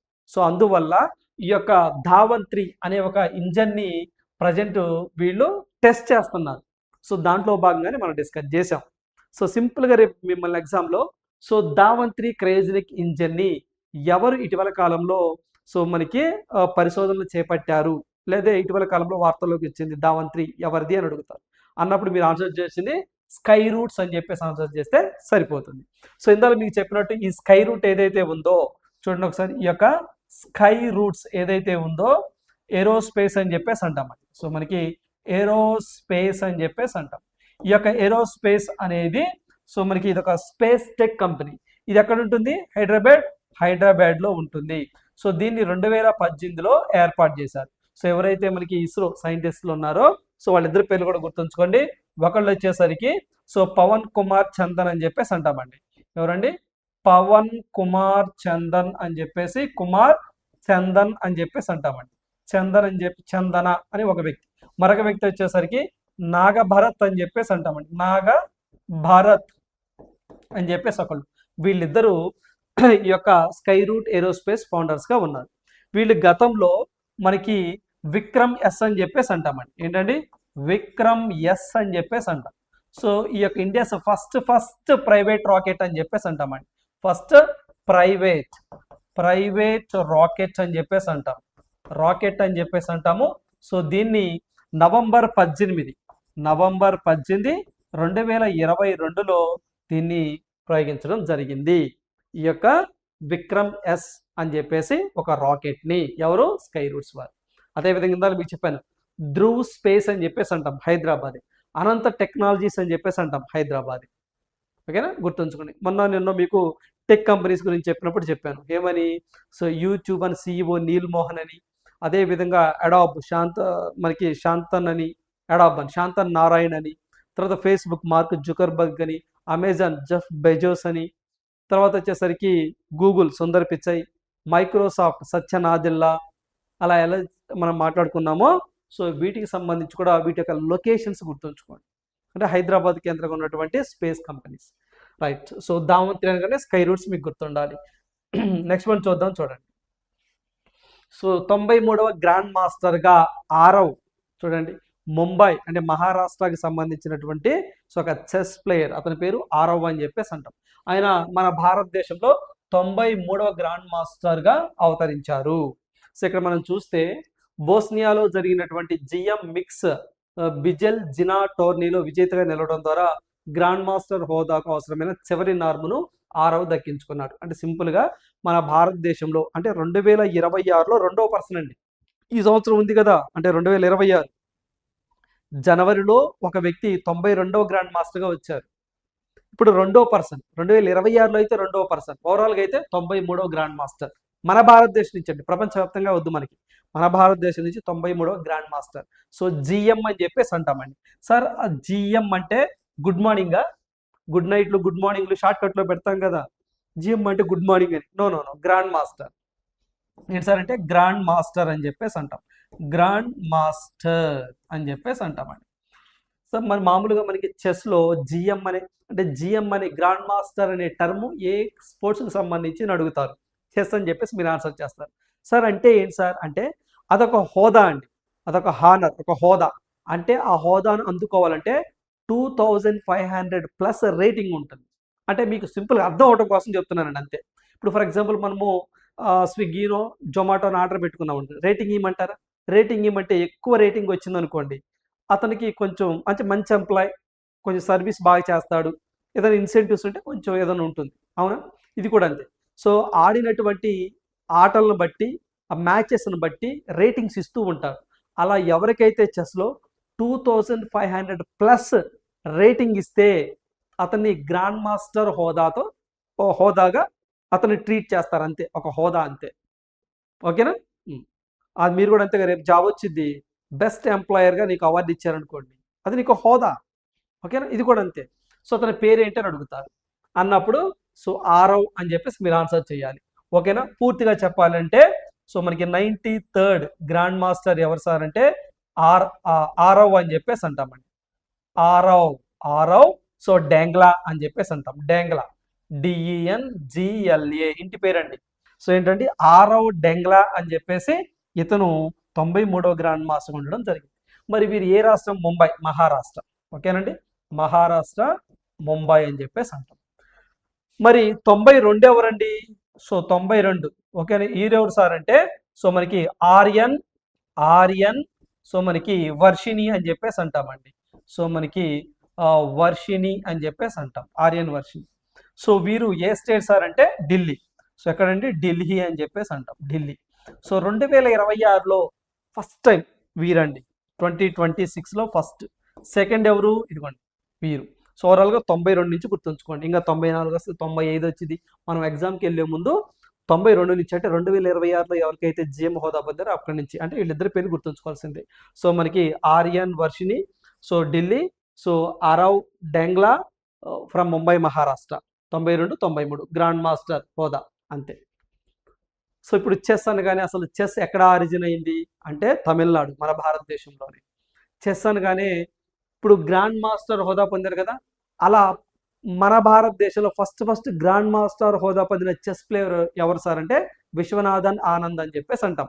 వారే మన భారతదేశంలో క్రీడారంగంలో ఇచ్చే highest honour major Dhyan Chand Khel Ratna పురస్కారాన్ని 1991 సంవత్సరంలో అందుకోవడం జరిగింది. As well as first grand master హోదాను కూడా ఆయన అందుకున్నారు. మరి యంగెస్ట్ పర్సన్ గ్రాండ్ మాస్టర్ హోదా అందుకున్న వాళ్ళు ఎవరు సార్ అంటే రమేష్ ప్రజ్ఞానంద్ అని చెప్పేసి తమిళనాడు. ఓకేనా? అదొకటి గుర్తుంచుకోండి.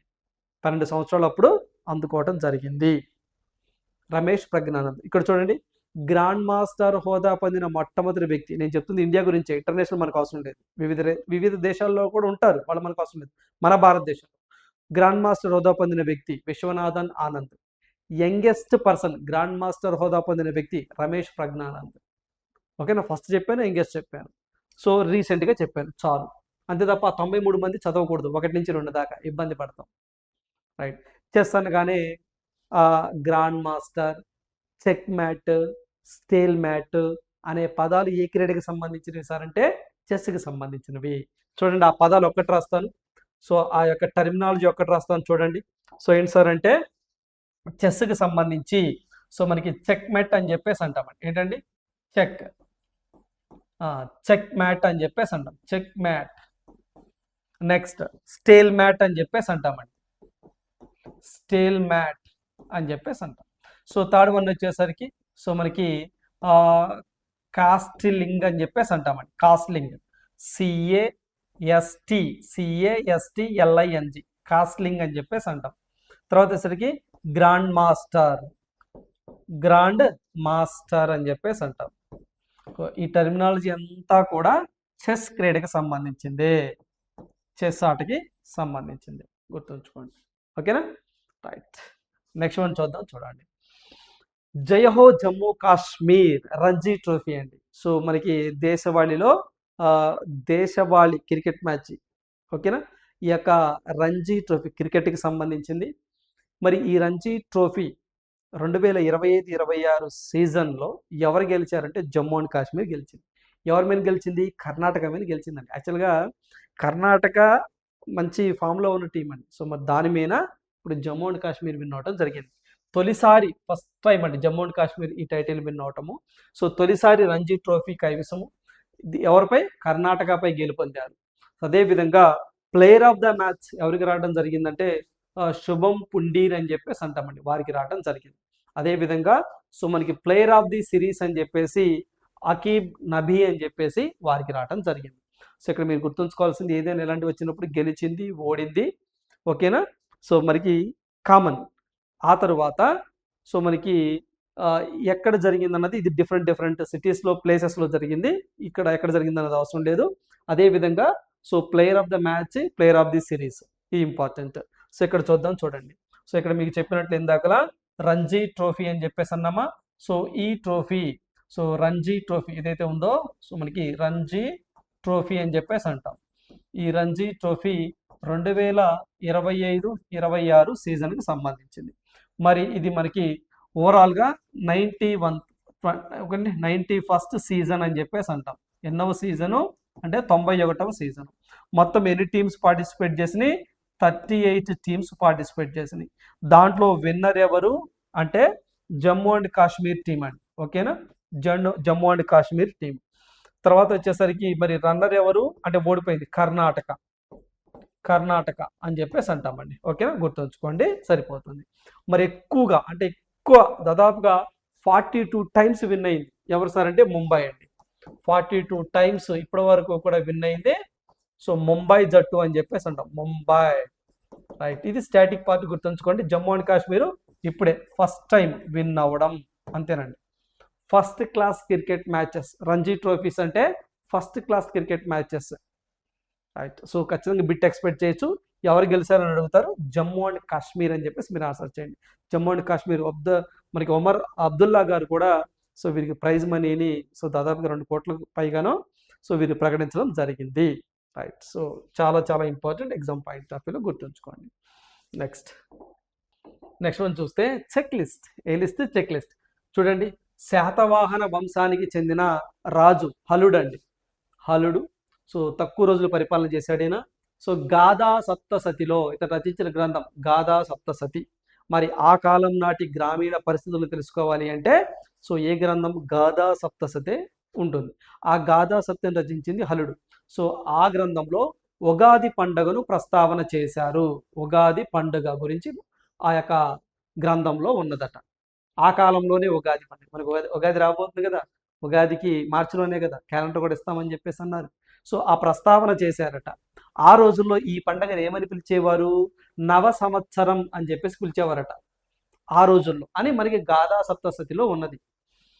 ఈ పండుగని తెలుగు కన్నడ ప్రజలు ఎంతో ముఖ్యమైనదిగా ఉందని ఈ పుస్తకంలో పేర్కొన్నారు. ఎవరు? హలుడు పేర్కోవడం జరిగింది. ఓకేనండి. చూడండి, చాలా చాలా ఇంపార్టెంట్.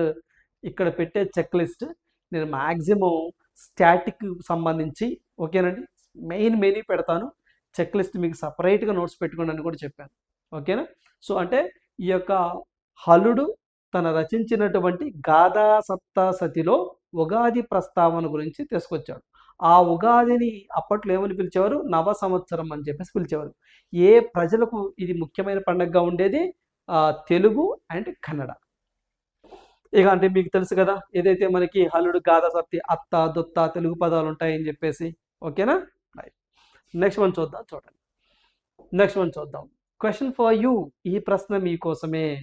ఇక్కడ చూస్తే, so Sammi dance is a famous folk dance of which state of India? ఓకేనా? SAMMI సమీ. రారా సామి. ఓకేనా? ఆ సామి ఈ సామి ఒక పాట పడిద్దే, ఆ సామి లాంటిదే ఇది సమ్మి. SAMMI సమ్మి అని చెప్పేసి అంటారు. అది సామి, ఇది సమ్మి. ఏ రాష్ట్రానికి సంబంధించిన ఫేమస్ ఫోక్ డ్యాన్స్ అంటే దట్ ఈజ్ పంజాబ్ అని చెప్పేసి అంటామండి. పంజాబ్ అని చెప్పేసి అంటాం. ఓకేనా? క్వశ్చన్ ఫర్ యూ కూడా సో కొంచెం స్టాటిక్ ఎక్కువ పెడతానండి. డిఎస్సి వరకు ఎక్కువగా ఉపయోగపడే విధంగా పెడతాను. ఓకే, నాట్ ఓన్లీ డిఎస్సి, మిగతా ఎస్ఎస్సి కానీ రైల్వేస్ కానీ వాళ్ళకు కూడా ఉపయోగపడతాయి. రైట్. సో ఇవి మై డియర్ ఫ్రెండ్స్ ఈ రోజు ఉన్నటువంటి ఇంపార్టెంట్ కరెంట్ అఫైర్స్. అదేవిధంగా సో నేను మీకు సండే కానీ లేదా మండే కానీ లైవ్ తీసుకుంటానన్నాను. మేబీ బహుశా మండే కూడా ఉండకపోవచ్చు అండి, ఎందుకంటే కొంచెం షెడ్యూల్ కొంచెం బిజీగా ఉన్నాను. ఖచ్చితంగా అనౌన్స్మెంట్ నేను ఇస్తాను. అదేవిధంగా సో మన Telegram channel and WhatsApp channel కూడా ఉన్నాయండి. సో కింద మీకు ఏదైతే డిస్క్రిప్షన్ ఉంటుందో సో అక్కడ మన లింక్ ఇవ్వడం జరిగింది. సో అక్కడి నుంచి వాటిల్లో కూడా మీరు జాయిన్ అవ్వండి. ఏమైనా అప్డేట్స్ ఉంటే నేను దాంట్లో పోస్ట్ చేస్తూ ఉంటాను. సో అదేవిధంగా మీరు రాబోతున్నటువంటి ఎగ్జామ్ దృష్టిలో పెట్టుకొని ఇప్పటి నుంచే ప్రిపేర్ అవ్వండి. మీ ప్రిపరేషన్ కొనసాగించండి. అది కూడా స్మార్ట్గా చదువుకునే విధంగా ప్రణాళిక చేసుకోండి. మీ దగ్గర ఉన్న నోట్సే ప్రతిరోజు కూడా 1 అవర్ తీసి చదవండి. లాంగ్ టర్మ్ మీకు గుర్తుండిపోతాయి. ఓకేనండి? సో రేపటి వీడియోలో మళ్ళీ మీట్ అవుదాం. Thank you. All the best.